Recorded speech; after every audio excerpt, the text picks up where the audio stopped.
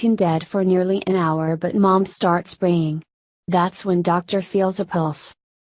Nothing brings us down to our knees in desperation like the need for God to move on our behalf in a situation that is completely outside of our control. I have found myself in that position many times, aware of my human limitations and reminded of His boundless abilities. It is there that my heart's cries have been heard and I have received a peace like no other. No other. In January 2015, 3 teenage friends were playing on the frozen Lake St. Louis in Missouri when the ice unexpectedly cracked and each of the young boys fell through. The water was bitterly cold, unbearable to anyone. 2 of the 3 boys were able to get themselves out of the lake, but 14-year-old John Smith could not get out and started to drown.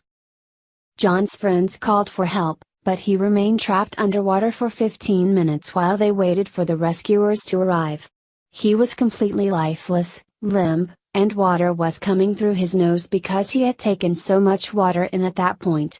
He was starting to turn blue from being submerged for the length of time that he was, said firefighter Tommy Shine, who was on the scene.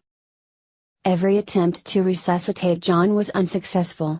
The doctors worked effortlessly and did all that they could, but nothing they tried got them a pulse. After almost 45 minutes with no pulse, John had little to no chance of survival and the doctors were minutes away from pronouncing him dead. That's when John's mother, Joyce, walked into the hospital room.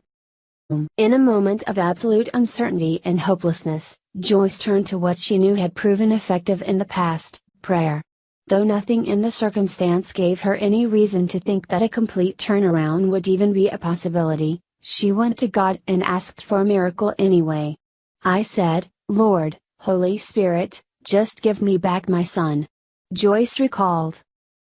Miraculously, just seconds later, John's heart began to beat again. The doctors were speechless. By the next day, John was giving his friends and family the thumbs up sign.